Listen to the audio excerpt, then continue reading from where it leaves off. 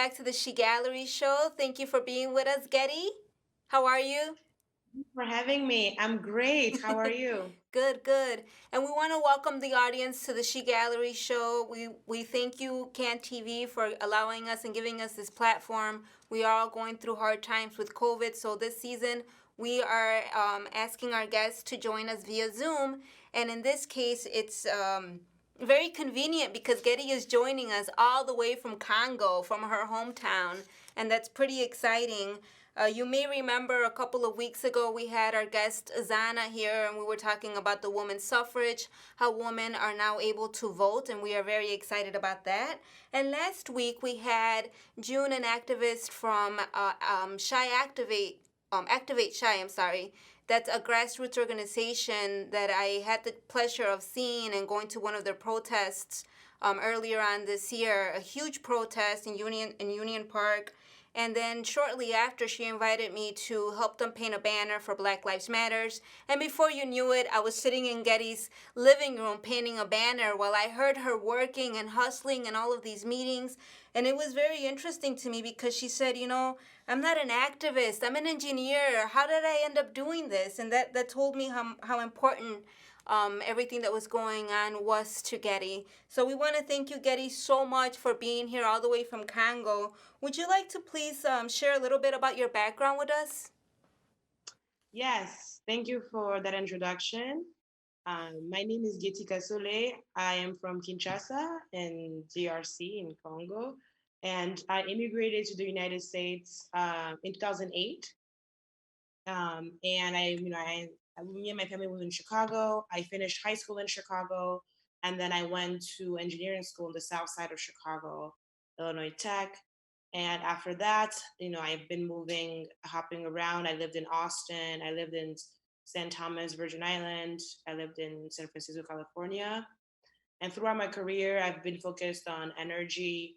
Um, I've worked at a nuclear plant, did some hydro uh, modeling work, and now I'm focused on renewable energy and working for USAID as their senior technical advisor for renewable energy for the Power Africa project in DRC. So that's currently why I'm here.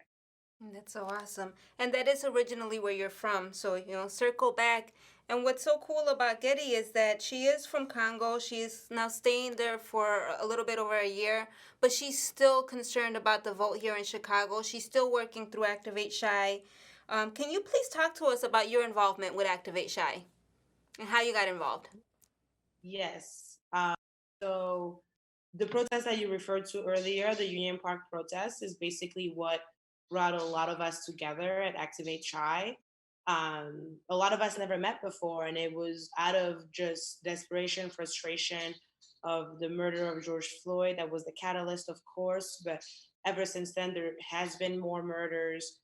Before George Floyd, there were murders, and it continues to happen. And so that's something that we haven't gotten tired of. And I essentially was part of the group of about 20 of us that helped put the protest together, where we had about 36,000 people march on the streets in Chicago. And after that, we were just fueled with, I think, passion, sadness, rage, and joy at the same time of finding other people that do get it and do care. And that's how Activate Chi was born.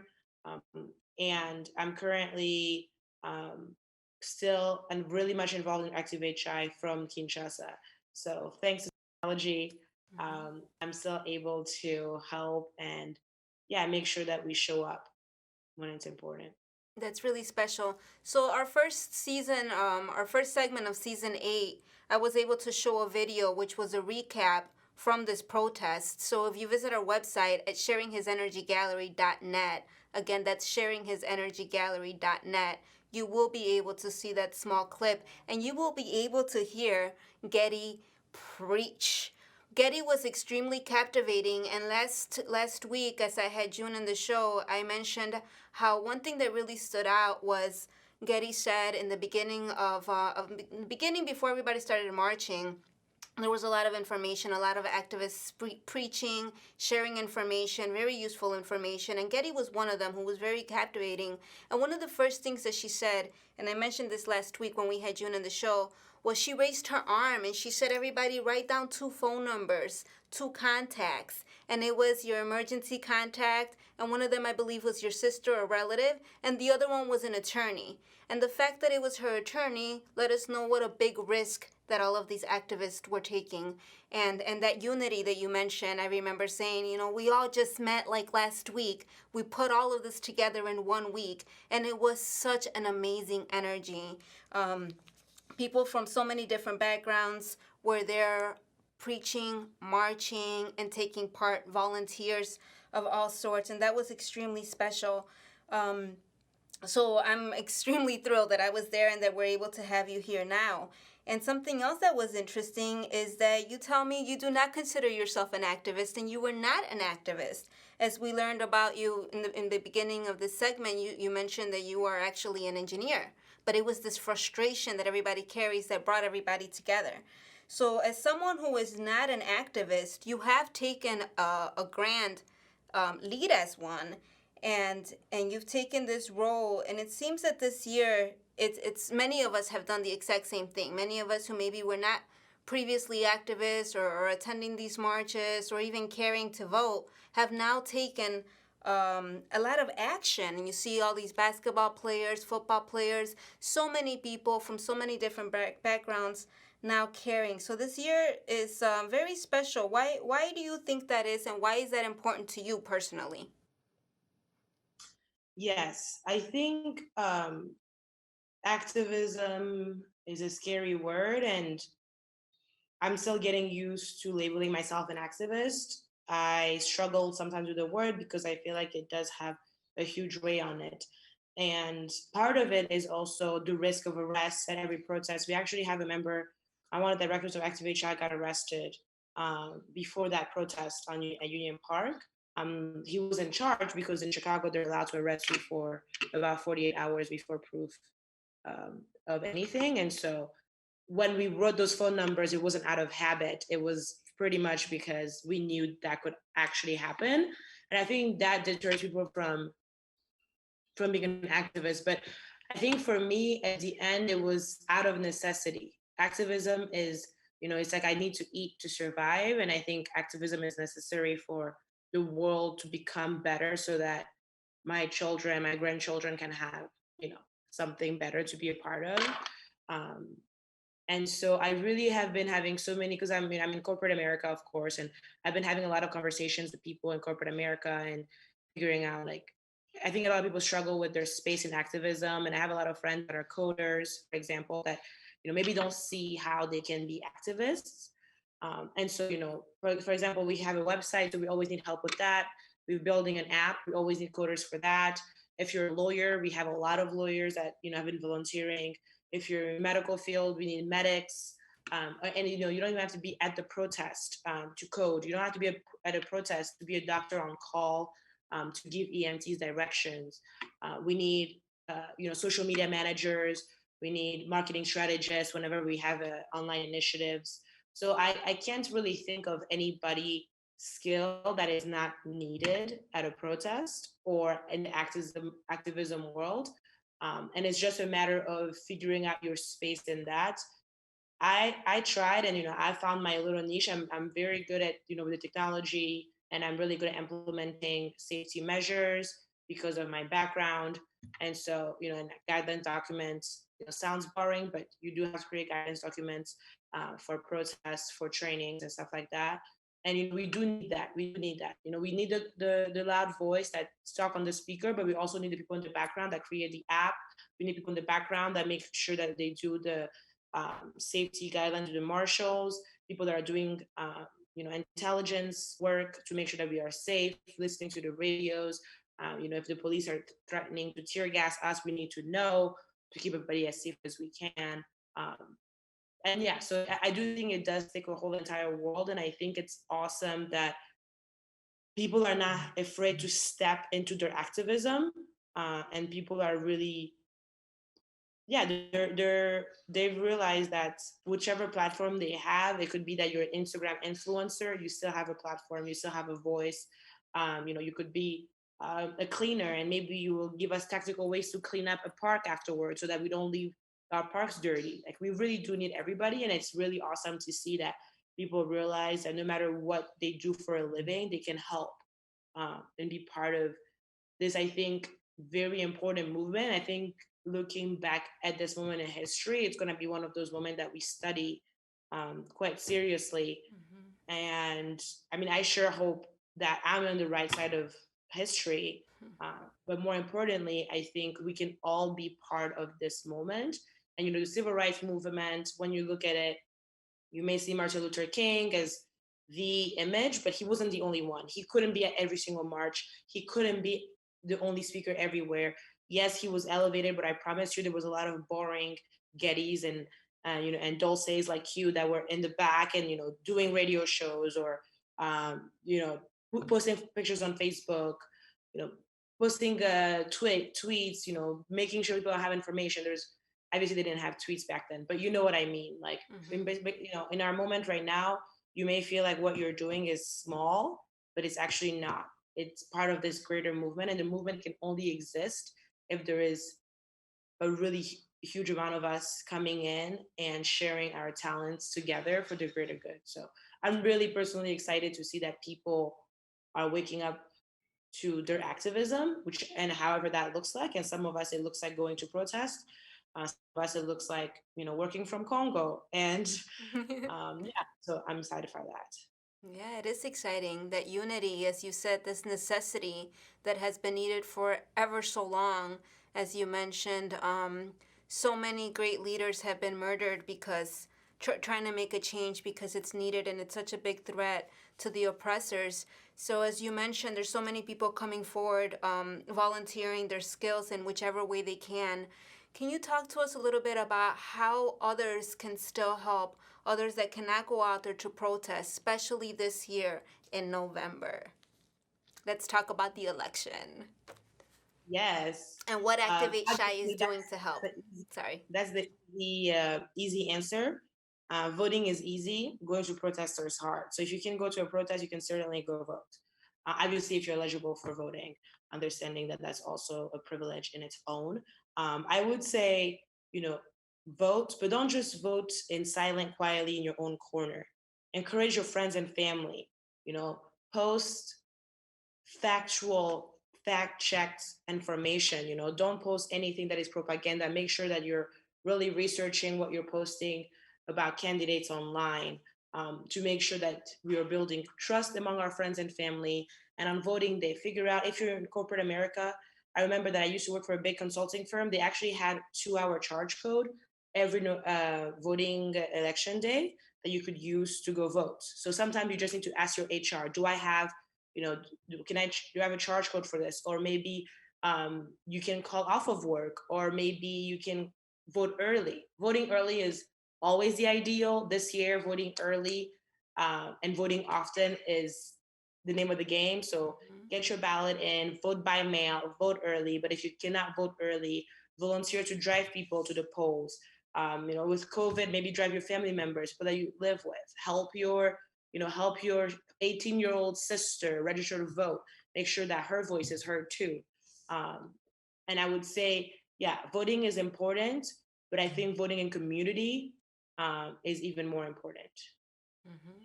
And what is Activate Chi doing to help encourage people to vote? So we have a big initiative called Who's Next? And that's our voting initiative. And right now we are finalizing some murals for the city of Chicago. We have quite a bit of resources that we're trying to deploy out to community leaders like you and me in our own communities, taking training on how to help people register to vote. We actually have a training happening right now, but we're going to have more trainings happening, of course. And I'm sure you're going to have the link on your website for people to sign up. So yeah, so we have quite a bit of training happening to really give those tools to leaders in their communities, because a lot of voting initiatives go from from the top to bottom, where you start with these big orgs and you shuffle it down to people. But our idea here is you're more likely to vote if your neighbor, whose dog you walk sometime, tells you about it.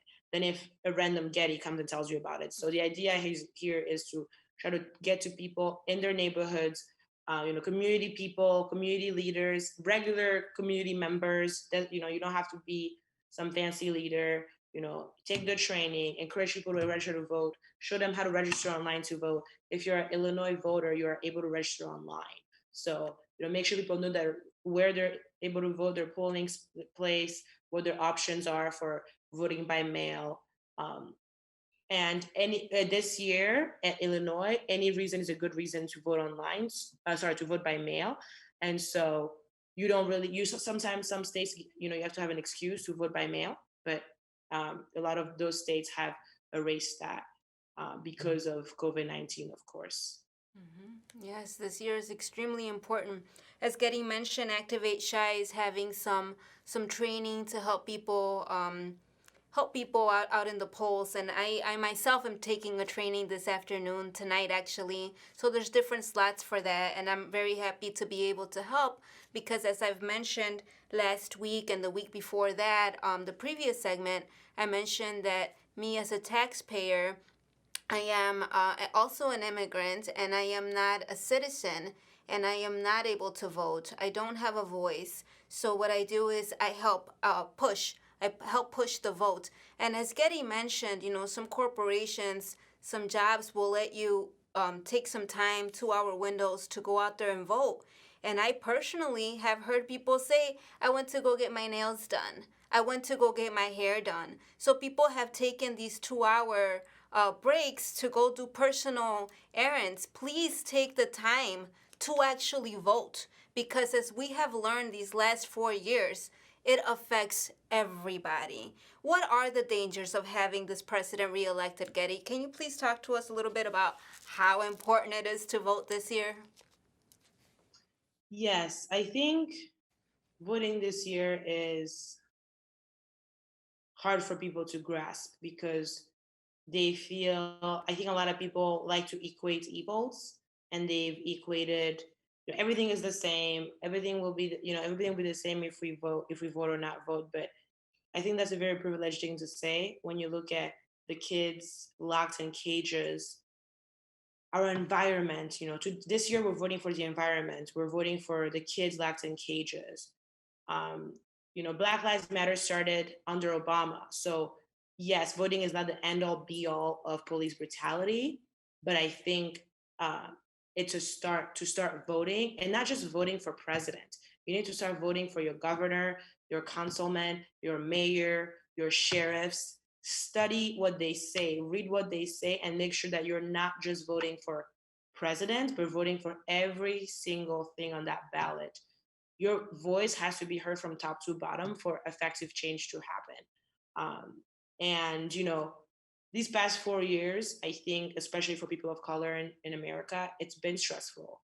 If you feel like these past 4 years have been relaxing and nice, well, you're privileged. But please help the rest of us that are not able to rest, that are stressed about our families, our safety, and just humanity in general.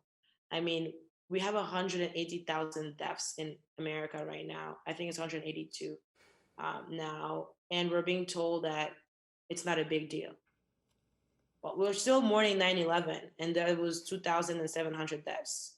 So I don't think you need to be a mathematician to make it make sense, but it just doesn't make sense. It really doesn't make sense, and we have to be able to think for ourselves because obviously our leaders have failed us completely.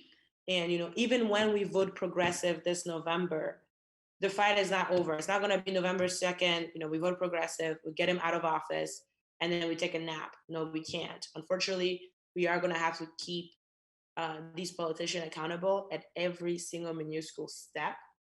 But I think it does start with voting in for Congress, for Senate, for president, for local, all the way down to your aldermen.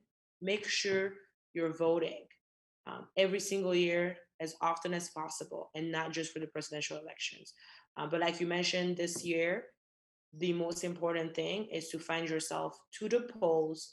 Better yet, vote by mail and vote early. If you're in Chicago, you need to register to vote by mail right now. And I ideally send in your mailing ballot by the end of this month to make sure that the post office is able to get it through. I think there's a deadline in October, but I've been personally trying to encourage people to get their mail-in ballots super early, a month out, to make sure that their vote counts. And so, yeah, that's what I would recommend. Mm-hmm. And Getty makes a really good point about making sure that we vote for everybody, not just president. June brought this up last week as well, and we were talking about police brutality. Do you want to talk to us a little bit about CPAC? I know during the first season of the She Gallery show, some of you may remember, and if you visit our website, sharinghisenergygallery.net, you will be able to see an interview with one of the CPAC members. Can you please talk to us a little bit about CPAC? Yes. CPAC, I think, is going to be one of the catalysts to move the conversation forward and to keep police accountable. CPAC is the Civilian Police Accountability Council. And essentially, it's going to be composed of local activists, organizations, local leaders from communities that have been affected by police brutality in Chicago that will that really keep the police CPD in check and make sure that they're not brutalizing our communities. Unfortunately, our mayor has not been in public support of CPAC, given her allegiance to the police. But at the end of the day, CPAC is really just civilian accountability for police. It's as simple as that. And the fact that we're even negotiating, discussing, kind of wondering if we want to have uh, civilians, have police be accountable to the civilians they're supposed to protect and serve is ridiculous, right? We pay the taxes. We're funding the police by 40% of our budget in Chicago. 40%. That's $1.8 billion. 40%. Yes, 40%.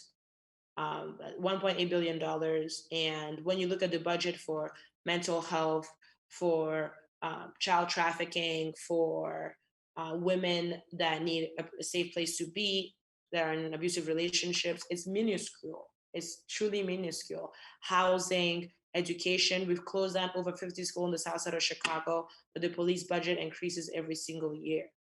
And there's no correlation between increase of police budget and safety, none whatsoever. So it doesn't work. And they're over policing Black and Brown communities. And I think the least we can do is give Chicagoans, civilians, the authority to oversee the people that are supposed to serve and protect them, right? Because at the end of the day, we pay the taxes. We're the ones that are supposed to be served and protected. We should have a say. Another thing with that is because I've had conversation with people, and then I'm told, well, police pays taxes too. They also pay taxes, so you know whatever. But a lot of police in Chicago are actually from the suburbs. A lot of them are not from Chicago, and I think having CPAC will allow us to like start the conversation. Hey, maybe police in the south side or on the west side should be from the south side and the west side. Like how about we start this conversation where we really make sure that police is reflective of the community, because you're a lot less a police officer is a lot less likely to shoot someone 7 times in the back if they live in that neighborhood, right?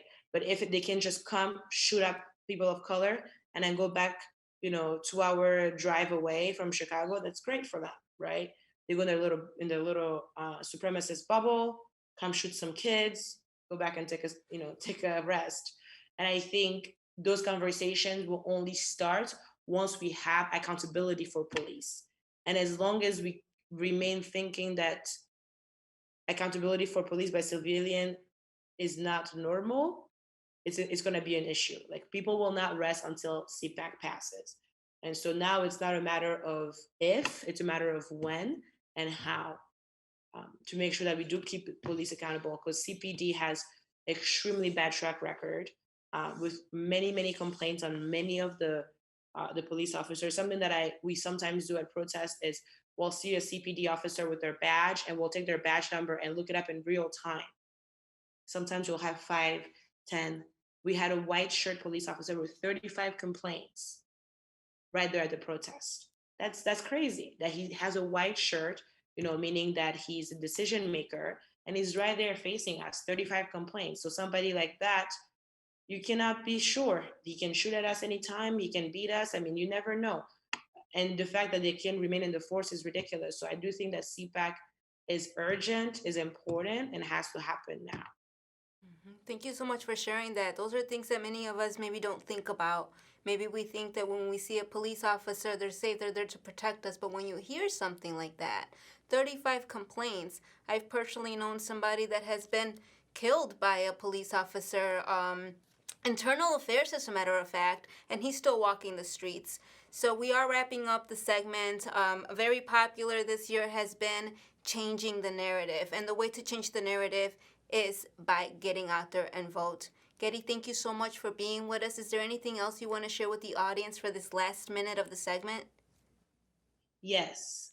If you would like to keep up with the voting initiative, please text VOTE, that's VOTE, to 60611. So that's VOTE to 60611. And we often share information, obviously, right now on our Who's Next initiative on voting, but also on different protests and ways that you can help and support. Recently, we went out to Kenosha, Wisconsin to support Jacob Blake's family, and we had texted that out to people, and we had actually a good group of people that gathered, and we took a bus together to Kenosha. So if you would like to be part of the change in Chicago, if you want to be, one of us and kind of like accompany us in this journey, this is about, us working as a community. Please text VOTE to 60611. Vote to 60611. Please text the word vote to 60611. We will also have that information up on our website when this segment is ready to be shared with the audience. And we want to thank you again, Getty, so much for all of your help, all the way from Congo, still giving back to the United States. Thank you so much. We'll see you all again next week. Thank you so much, Josie. I appreciate you.